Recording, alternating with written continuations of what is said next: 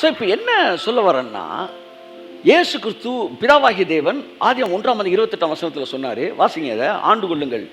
அந்த வசனத்தை வாசிங்களேன். அந்த பவர் தான் இப்போ அப்படியே டெவில்ட்ட ஒர்க் அவுட் ஆகுது. வாசிங்க. பின்பு தேவன் அவர்களை நோக்கி, நீங்கள் பலுகி பெருகி பூமியை நிரப்பி அதை கீழ்ப்படுத்தி சமுத்திரத்தின் மச்சங்களையும் ஆகாயத்து பறவைகளையும் பூமியின் மேல் நடமாடுகிற சகல ஜீவ ஜந்துக்களையும் ஆண்டு கொள்ளுங்கள் என்று சொல்லி தேவன் அவர்களை ஆசீர்வதித்தார். கை தட்டுங்க சார். என்ன பவர் சார், என்ன பவர் சார். நாலு மிகப்பெரிய அதிகாரத்தை கொடுத்தார். ஒன்று போடுப்பா, நீங்கள் பழுகி பெருகி. உங்களுக்குள்ள அந்த கர்த்தருடைய வல்லம் வந்தோடனே நீங்க பழுகி பெருகுவீங்க அப்படின்ட்டு. இந்த வார்த்தை நிறைவேறிச்சா இல்லையா? அது வாட்டுக்கு நிறைவேறி. இதுக்காக நீங்க தனியாக உபவாசத்தை எடுக்க வேண்டிய அவசியம் இல்லை. அதான் அதிகாரம் என்பதும் ஆசீர்வாதம் என்பதும் நீங்கள் கஷ்டப்பட்டு நீங்க ஏதோ பிரேயர் பண்ணி நடைபெறுவது அல்ல. வல்லமை பவர் பூமியை நிரப்புறது.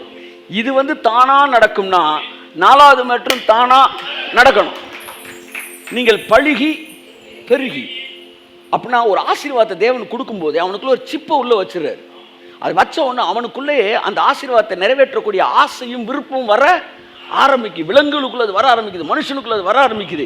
எப்படி அந்த உணர்வுகள் ஆசையில் வருதுன்னா, தேவன் சொன்ன வார்த்தை. அப்ப உங்க 200 பேர் இருக்கிறீங்க, இல்லாட்டி இந்த வார்த்தையை ஒரு 10,000 பேர் கேட்டிருக்கீங்க. 10,000 பேர் இருதயத்திலும் கொடுப்பீர்களாக அப்படின்னு ஒரு வார்த்தை சொல்லிட்டான்னு வச்சுக்கோங்க, அவ்வளவுதான்.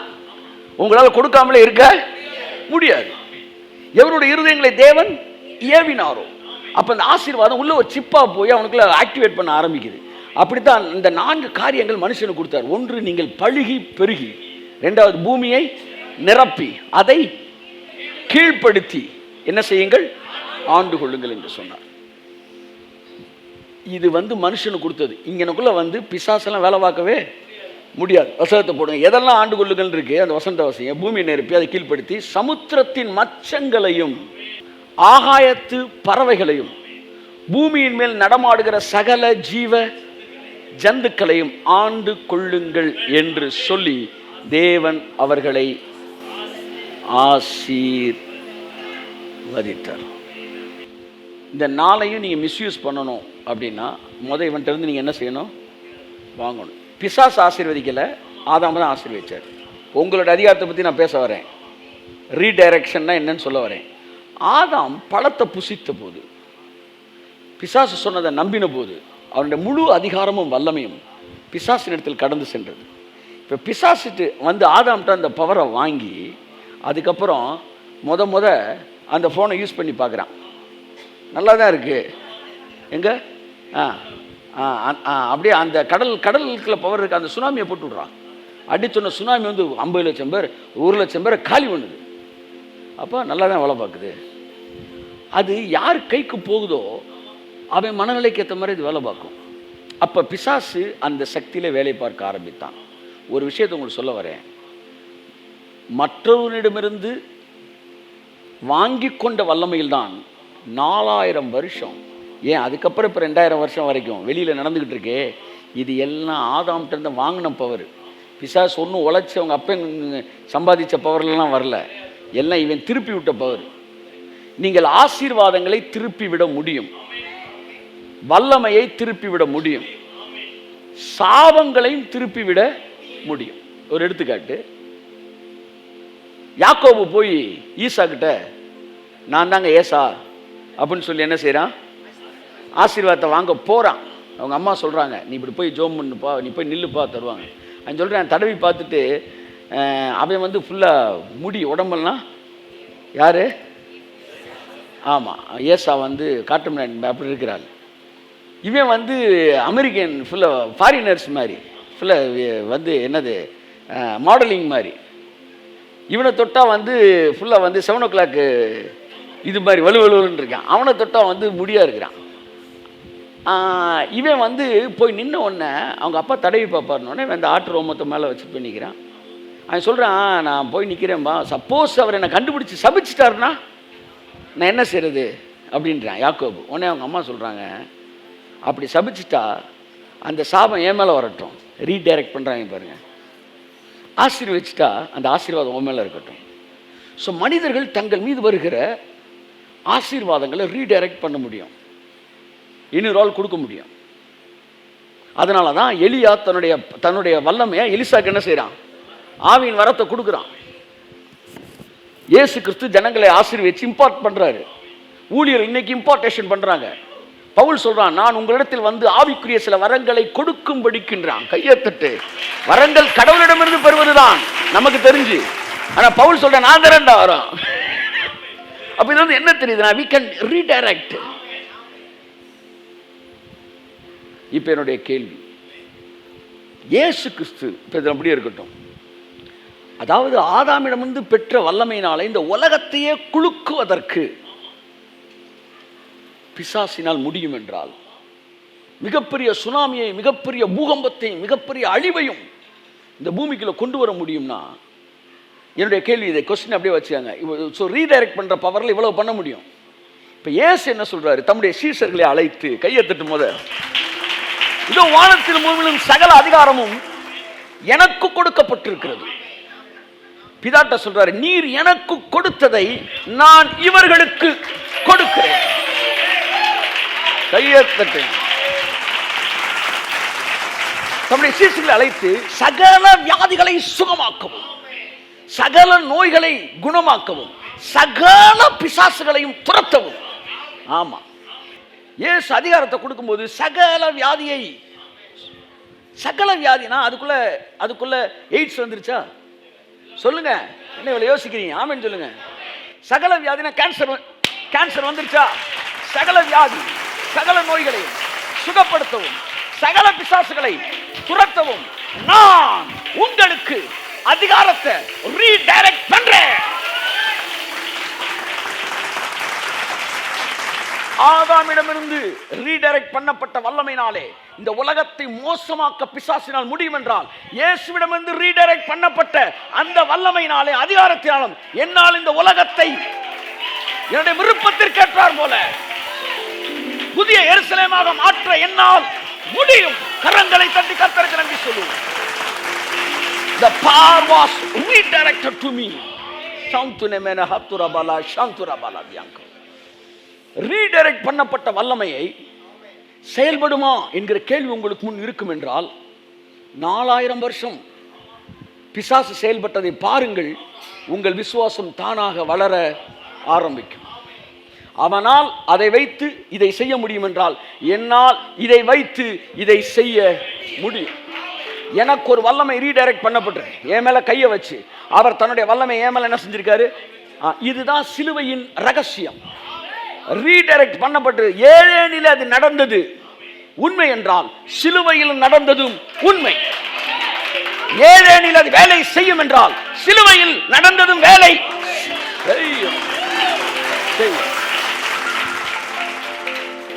எல்லாம் சொல்லியிருப்பாங்க, ஐயா என்னங்க நீங்க அதிகாரத்தையும் வல்லமையும் கொடுத்துருக்கலாம், அது தப்பு இல்லை, ஆனால் நினைச்சாலுக்கு கொடுக்கணும் அப்படின்னு அப்படி ஒரு சட்டத்தை நீங்க எடுத்து கொடுக்க முடியாதுன்னு நீங்க சொல்லி இருந்திருக்கணும்.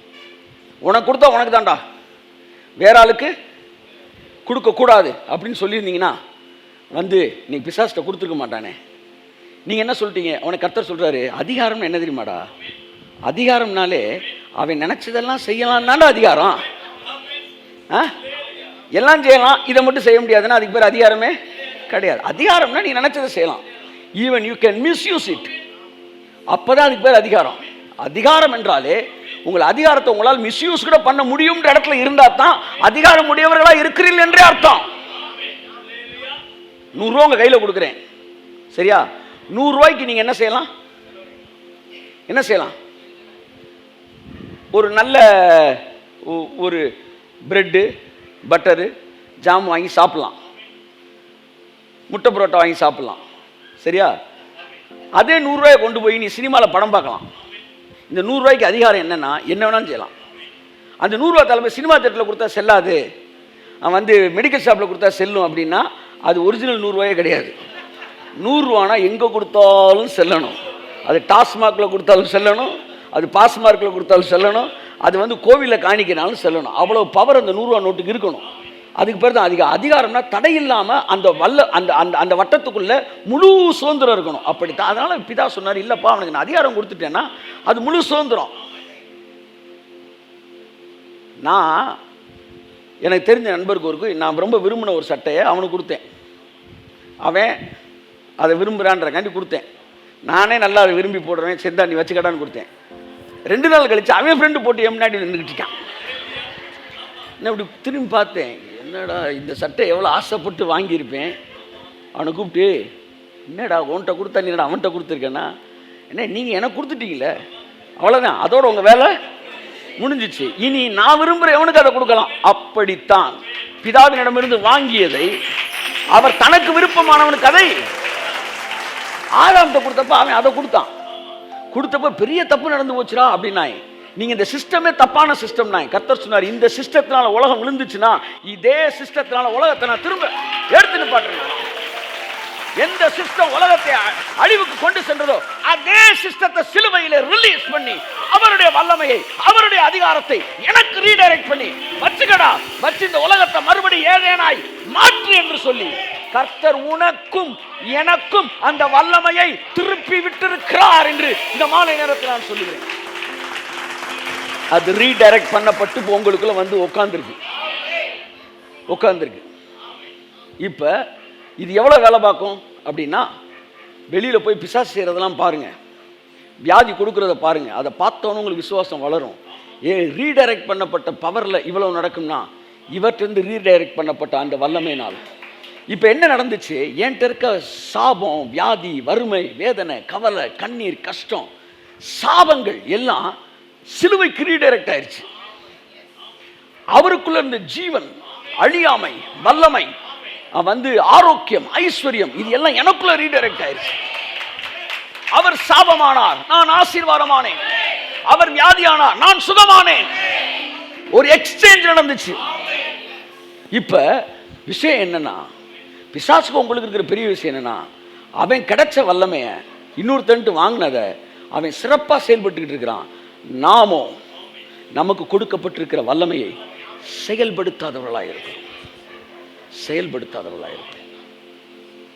நேற்று இந்த மெசேஜை எழுதிக்கிட்டே இருக்கும்போது திடீர்னு உடனே இந்த வல்லமை எனக்கு ஆப்ரேட் பண்ணி பார்க்கணும்னு ஆசையாயிடுச்சு. 8 o'clock இருக்கும். உடனே எனக்கு ஒரு வல்லமை கொடுக்கப்பட்டிருக்கிறது. அது என் ஜெபத்தில் வந்தது அல்ல, என் பரிசுத்தத்தில் வந்தது அல்ல. ஆதாம்கிட்ட இருந்து பிசாஸ்ட்டு போய் பிசாஸ்ட்டு எப்படி ஆப்ரேட் ஆச்சோ அப்படி இயேசுட்டு வந்து எனக்கு வந்து இப்போ ஏன் மூலமாக ஆப்ரேட் ஆக போகுது. நான் கையை நீட்டுற இடத்துலலாம் அந்த அற்புதம் நடக்க போகுது. நான் சொல்ல போகிறதெல்லாம் இப்போ நடக்க போகுது. ஏன்னா ஏதேனில் அது ஒர்க் அவுட் ஆனது உண்மைனா சிலுவையில் ஒர்க் அவுட் ஆகிறது உண்மை. என் மேலே அது வந்திருக்கிறது சொல்லி ஒரு 2 ஜெபக்கு 2 பேருக்கு ஜெபம் பண்ணேன். ஆசீர்வதிச்சேன், பையனை ஆசீர்வதிச்சு ஜெபிச்சேன். அடுத்து எங்கள் அப்பாவுக்கு ஜெபம் பண்ணேன். அவருக்கு ஹெர்னியா வந்து அவர் வெதர்லாம் பயங்கரமாக வீங்கி ஒரு மாதிரி இருந்துச்சு. இப்போ நான் என்ன சொல்கிறேன், இங்கேருந்து இயேசு கிறிஸ்துவின் நாமத்தினாலே எனக்கு கொடுக்கப்பட்டிருக்கிற இந்த அதிகாரத்தை, சிலுவையிலிருந்து ரீடைரக்ட் பண்ணப்பட்ட இந்த வல்லமையை நான் இப்போ அவருக்கு நேராக ரிலீஸ் பண்ணுறேன். அவருக்குள்ள அற்புதங்கள் நடைபெறுவதாக சொல்லிட்டு முடிச்சிட்டேன். இன்னைக்கு காலையில் போய் பார்க்குறேன். இன்னைக்கு காலையில் அவர் சொல்கிறாரு, நேற்று ஒரு 8 மணி இருக்குங்கப்பா, திடீர்னு கடவுள் பயங்கரமான சவுண்டு. ஒரு 5 மினிட்ஸ்க்குள்ள அப்படியே வந்து இந்த ஹெரனியா வந்து அப்படியே சுருங்கி நார்மல் ஆயிடுச்சு. போன வாரம் டாக்டர் ஒரு 1.5 லட்ச ரூபா செலவு இருக்கு சார் இவருக்கு ஆப்ரேஷன் பண்ணணும் அப்படின்னா, இந்த வாரம் இன்னைக்கு போறேன் கம்ப்ளீட்டா இந்த சுகத்தை கொடுத்துட்டாரு. அது இருந்த ஒரு அடையாளமே இல்லை. அப்போ ஒன்று நான் கண்டுபிடிக்கிறேன், ஒன்று யோசிக்கிறேன். அப்போ பிசாசு ஆதாம்கிட்ட வாங்கின பவரை இவ்வளவு மேனிஃபெஸ்ட் பண்ணிட்டு இருக்கிறான். அப்போ நமக்குள்ள தேவன் கொடுத்த பவரை, தேவன் கொடுத்த அதிகாரத்தை, அவருடைய நாமத்தில் கொடுக்கப்பட்டிருக்கிற காரியங்கள் நம்ம என்ன செய்யறதில்லை, பயன்படுத்துறதில்லை. நீங்கள் விரும்பியபடியெல்லாம் நீங்கள் வேலை செய்ய முடியும். பிசாசு சூரியனை கீழ்ப்படுத்துறான். சூரியனை கீழ்ப்படுத்தக்கூடிய வல்லமை அவன் கொடுத்தது யாரு? தேவன்கிட்ட இருந்து வாங்கலை, அவன் வாங்கினது ஆதாம்கிட்ட இருந்து வாங்கினான். ஏன்னா ஆதாமுக்கு அந்த பவரை தேவன் கொடுத்துருந்தார். ஆதாமுக்கு தேவபுத்திரர்களோடு போய் நின்று தேவனுடைய சமூகத்தில் நிற்கக்கூடிய அதிகாரம் இருந்துச்சு. நல்லா கவனிங்க சார், தேவன்கிட்ட வந்து தேவபுத்திரர்களோட அவன் நினைச்சா வந்து he had an influence வந்து access with heaven. பரலோகத்தில் அவன் நினைச்சா போய் நிற்க முடியும். பரலோக பிதாவாகிய தேவனுக்கும் ஆதாமுக்கும் ஒரு டெலிபதி இருந்தது, செவன்த் சென்ஸ் ஆதாமுக்கு இருந்தது. அதனால பிதா இப்ப எங்க இருக்கிறார், என்ன செய்றார், அவனால என்ன செய்ய முடியும், சொல்ல முடியும். ஆதாம் எங்க இருக்கிறான்னு பிதாவால கேட்க முடியும். ஏன்னா ரெண்டு பேருக்கு இடையில அந்த டவர் இருந்துச்சு. ஆனா ஆதாம் பழத்தை புசித்த போது அந்த செவன்த் சென்ஸ் என்ன செய்யுது, டிஸ்கனெக்ட் ஆகுது. பிதா வந்து ஆதாமே நீ எங்க இருக்கிறான்னு தேட வேண்டிய அவசியம் இல்லை. ஏன்னா ரெண்டு பேருக்கும் ஒரே சென்ஸ்ல வேவ் லென்த் இருக்கும்போது திடீர்னு ஒரு என்ன பண்றாரு, கூப்பிடுறாரு, நீங்கள் அழைக்கிற இந்த சந்தாதாரர் தொடர்பல்லைக்கு வெளியில் இருக்கிறார். அப்பதான் கேட்கிற ஆதாம எங்க இருக்கிற, என்னடா கேட்டு வர மாதிரி இருக்கு, இவ்வளவு நாள கேட்டே வந்ததில்லை, 3000 ஏக்கரு, அது அவன் எங்க இருந்தாலும் அங்க வந்து ஜகால் இறங்குவார் கர்த்தர். இவன் பரலோகத்துல போய் நிற்பான், அந்த ஒரு அக்சஸ் இருந்துச்சு அவனுக்கு. ஆனா இவன் என்றைக்கு பிசாசு கொடுத்தானோ அதுக்கப்புறம் அந்த ஆக்சஸிங்க வந்து டெவில் யூஸ் பண்ணான். அதாவது யோபு சொல்லுகிறது, தேவபுத்திரர் வந்து தேவனோடு நிற்கும்போது சாத்தான் அவன் அருகில் வந்து நின்றான். என்ன காடு சார், உங்க ஆளுக்கு நீங்க கொடுத்த காடு சார்ன்றான், வாசல் இருக்க திணறாய், இப்போ போன்றாய். இரவும் பகலும் அவரை குற்றம் சுமத்தும்படிக்கு அவருடைய சமூகத்தில் வந்து நிற்பதற்கு இந்த அதிகாரத்தை பரலோக வரைக்கும் நோண்டி இருக்கிறான். நீ என்னடா கன்னத்துல கையை சப்புன்னு கொடுக்க போறேன், கன்னத்துல கையை வச்சுட்டு வாழ்க்கையில ஒண்ணுமே இல்லை. அவர் அம்புட்டு அதிகாரத்தை நம்ம கையில கொடுத்திருக்கிறாரு. ஆமென். சர்ப்பங்களையும் தேள்களையும் மிதிக்கவும் சத்துருவின் சகல வல்லமையை மேற்கொள்ளவும் நான் உங்களுக்கு அதிகாரம் கொடுக்கிறேன். அவன் அதிகாரம் அங்க போனா பரவாயில்ல, என் அதிகாரத்தை நான் உனக்கு தரேன், ஒன்று உங்களை சேதப்படுத்தாது என்று சொன்ன தேவனுடைய வல்லமையும் அதிகாரம் எனக்குள்ளா இருக்கிறது.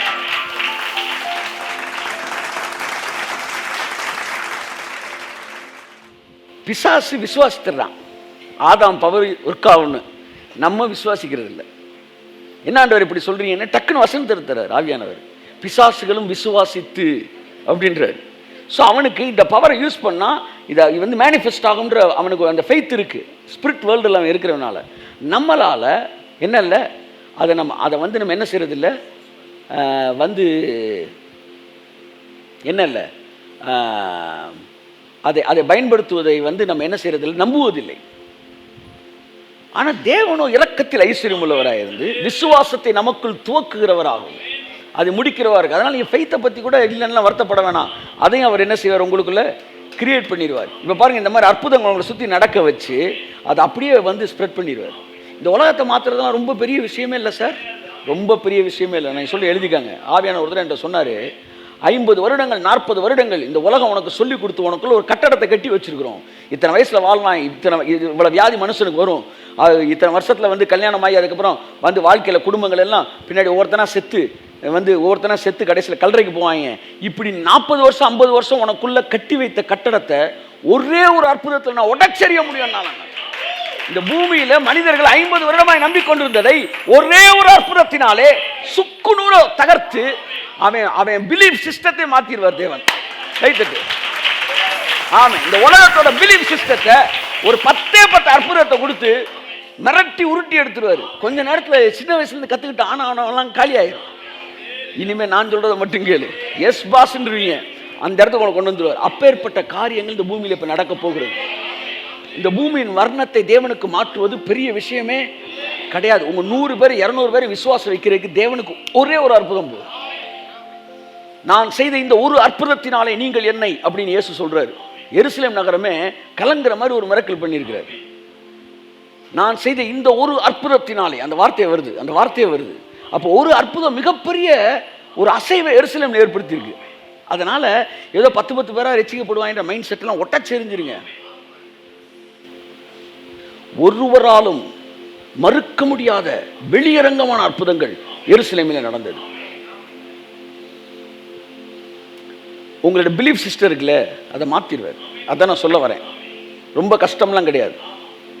உங்களோட பிலீஃப் சிஸ்டத்தை மாற்றிடுவார். இந்த ஆலயத்தை இடிச்சு போடுங்க, நான் வந்து 3 நாளில் கட்டுவேன்னாரு. அவர் கட்டவும் முடியும், அவருக்கு இடிக்கவும் முடியும். 40 வருஷம் கட்டின ஆலயத்தை உங்களுக்குள்ள ஒருத்தன் கட்டி வச்சிருக்கான் பிசாசு, சில பிலீஃப் சிஸ்டம்லாம், அதெல்லாம் உடச்சி தகர்த்துருவார். அப்படி ஒரு வேலையில் அவர் இறங்கியிருக்கார். அப்படி நடந்தால் என்ன ஆகும்? நீங்கள் ஈஸியாக ஆப்ரேட் பண்ண ஆரம்பிச்சிருவீங்க. நீங்கள் பாருங்களேன், இந்த மிகப்பெரிய எழுப்புதலில் மிக சாதாரணமானவர்களை தேவன் எடுத்து பயன்படுத்த போகிறார். கேட்டோம் பார்த்தீங்கன்னா, ஒரு அம்மா என்கிட்ட பேசுனாங்க. அவங்க பிள்ளை வியாதின்னு கொண்டு போய் பார்த்தப்ப 2 கிட்னி வீங்கி வெடிச்சு செத்துருச்சு. டெட் பாடி எடுத்துகிட்டு போன்ட்டுருக்காங்க. அந்த அம்மா எடுத்துகிட்டு போக மாட்டேங்க, வீட்டில் கொன்னே விடுவாங்க, என்ன பிள்ளை உயிரோடு கூட்டு போய் செத்து கொண்டு வரேன்னு சொல்லி அந்த அம்மா பயப்படுது. வீட்டில் குடும்பத்தார், கணவன், மாமியார் பயந்து கொண்டு போக முடியாதுங்கன்னு அழுகுது. ஏசுனார், நான் உயிரோடு கூப்பிட்டு வந்தேன், உயிரோடு தான் ஏசுனார் எனக்கு அழைச்சிட்டு போவார். மென்டலாமா உனக்கு சொல்லு, தூக்கிட்டு போமா பாடியை அப்படின்னு கொண்டு போய் மார்ச்சுவரியில் வச்சுட்டாங்க. இந்த அம்மா 12வது மாடியிலையோ 6வது 7வது மாடியிலையோ இருக்குது. அப்போ ஜோம் பண்ணுது, ஆண்டவரே நீங்கள் உயிரோடு எழுந்தது உண்மை தானே, என் பிள்ளை எனக்கு உயிரோடு மீட்டுத்தாங்க, நான் போகும்போது என் பிள்ளையோடு தான் போவேன் சொல்லி அழுது ஜோம் பண்ணிகிட்ருக்கு. அப்போ ஜோம் பண்ணிகிட்டு இருக்கும்போது அந்த பிள்ளைய அந்த அம்மா பொண்ணு என்ன செய்யுது, ஜாக்லின் வந்திருக்கேம்மா என்ன சொல்லுது, என்ன சொல்லுச்சு, குளிக்கணும், உடம்பெல்லாம் பிளட்டாக இருக்குன்னா குளிக்கணும்னு சொல்லி சொன்ன கண்ணை திறந்து பார்த்தா மாச்சூரில் இருந்த பிள்ளை உயிரோடு எந்திரிச்சு நிற்கிது. டெத் சர்டிஃபிகேட் கொடுத்துட்டாங்க. உயிரோடு எழுந்தது வேற விஷயம், 7வது மாடிக்கு தூக்கிட்டு நிப்பாட்டினார் பாருங்க.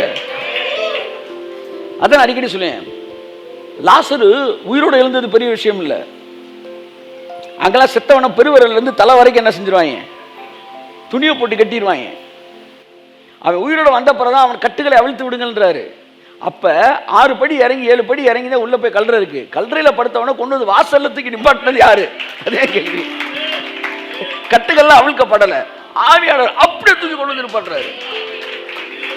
இதெல்லாம் நம்ம பிலீஃப் சிஸ்டத்தை மாற்றிரும். அவ்வளோதான். சேர்ல உட்காந்துருக்கீங்களே, அப்படியே கண்ணை மூடி திரும்பி வீட்டில் இருக்கணும். இது எப்படி இருக்கு? Divine transportation. இதெல்லாம் இந்த நியூ ஜெருசலேமில் இருக்கிற ஒன்று, சூப்பர் நேச்சுரல் டிரான்ஸ்போர்ட்டேஷன்.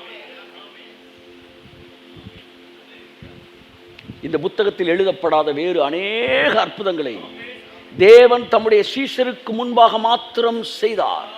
அவைகள் இந்த புத்தகத்தில் எழுதப்படவில்லை. இதுல இல்லாத பல அற்புதத்தை அவர் செஞ்சிருக்கிறார். ஆமா, அவைகள் ஒவ்வொன்றாய் எழுதக்கூடுமானால் எழுதப்பட்ட புத்தகங்களில் வைப்பதற்கு இந்த உலகம்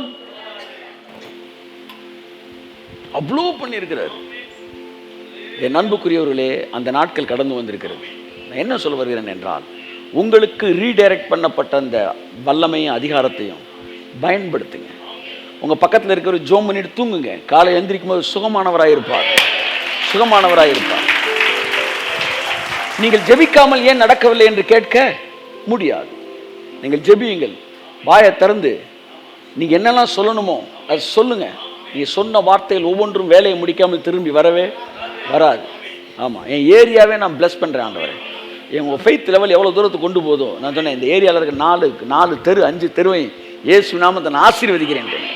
இயேசு நாமத்தில் வெளிச்சம் உண்டாவதாக. என் அன்புக்குரிய கர்த்தர் உங்களை ஆசீர்வதிப்பார். இந்த பூமியை தேவன் மாற்றுகிறார். இந்த உலகம் அழியப் போகிறது என்கிற வார்த்தை, உலகம் என்பது வேறு, பூமி என்பது வேறு என்பதை நீங்கள் புரிந்து கொள்ள வேண்டும். காஸ்மாஸ் என்கிற வார்த்தை, இன்னொரு வார்த்தையும் கிரீக் வார்த்தை வருகிறது. ஒன்று மெட்டீரியல் வேர்ல்டு, இன்னொன்று இந்த உலகத்தில் இருக்கிற இச்சை, உலகத்தில் இருக்கிற வியாதி, வறுமை, வேதனை. இதெல்லாம் தேவன் பூமியை அழிக்கிறேன்னு சொல்லலை, தேவன் உலகத்தை அழிக்கிறேன்னு சொன்னார். உலகம் என்றால் இந்த உலகத்தில் இருக்கிற இந்த பிரபஞ்சத்தின் விதிகள், இந்த உலகத்தில் இருக்க வியாதி, சாபம், வறுமை, இதையெல்லாம் அழிக்க போறார் தேவன்.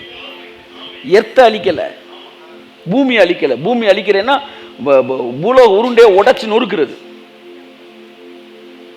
அது ஒண்ணுமே எல்லாம் பண்றது. இந்த எர்த்தை தேவன் அழிப்பேன்னு சொல்ல, உலகத்தை அழிப்பேன் என்று சொன்னார். உலகம் என்பது வேறு, பூமி என்பது வேறு. உலகம் என்பது இந்த பூமியில இருக்கிற எதிர்மறையான காரியங்கள், அவைகள் எல்லாம் இந்த நாட்களில் தேவன் அழித்து, தேவன் தம்முடைய புதிய எருசலேமை இந்த பூமியிலே ஸ்தாபிக்கக்கூடிய நாட்கள் வந்திருக்கிறோம். நம் ஒவ்வொரு வாயிலிருந்து புறப்படுகிற வார்த்தையினால் இது ஸ்தாபிக்கப்படுகிறது. முதல் அதிகாரத்தில் எப்படி இயேசு பிதாவாகிய தேவன் தன் வாயின் வார்த்தையினாலே ஒரு உலகத்தை ஸ்தாபித்தாரோ, அப்படியே இந்த புதிய எருசலேமும் நம்முடைய வாயிலிருந்து புறப்படுகிற வார்த்தையினாலே நம்மை சுற்றி ஸ்தாபிக்கப்படும். ஆதி முதற்கொண்டே மனுஷன் எல்லாமே ஒரு சீரியல் செட்டோட இறங்கும்னே நினைக்கிறான். எப்படி ஒரு நினைக்கிறான்? ஆமா, பம்பர பம்பர பம்பப்ப அப்படின்னா மேலேருந்து ஜிங் சக்கஜங் ஜிங் சக்கஜங். ஒரு ஜிங் சக்கஜங் வராது. மேசியா வரும்போது இப்படிதான் வருவார்னு நினைச்சான். எலியா வருவார், எலியா ஜிங் சக்கஜங் சக்கஜங் அப்படி வருவார்னு நினைச்சு எல்லாம் கேட்குறேன். ஐயா எலியா வருவாரு, எலியா வந்துட்டு போயிட்டார் சார். எலியா எலியா எலியா யார்?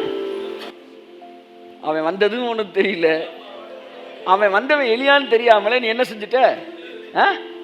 அவனை கழுத்தை வெட்டிட்டீங்கடா, தலையை வெட்டிட்டீங்க. யோவான் சாணம் தான் எலியான்றாரு. ஐயா எங்களுக்கு ஒன்றும் சொல்ல, பேக்ரவுண்ட் மியூசிக்கே இல்லை, பேக்ரவுண்ட் மியூசிக்லாம் போட முடியாது தம்பி. ஆமாம், அதுக்கப்புறம் மேசியா வந்திருக்காரு, இவரையாச்சும் விட்டுறாதன்னா அவரையும் விட்டு விட்டாங்க. இன்னும் போய் அழுதுகிட்டே இருக்கிறாங்க. அது வெயிலிங் வாழல, ஆண்டவரே மேசியாவை அனுப்பும், மேசியாவை அனுப்பும்.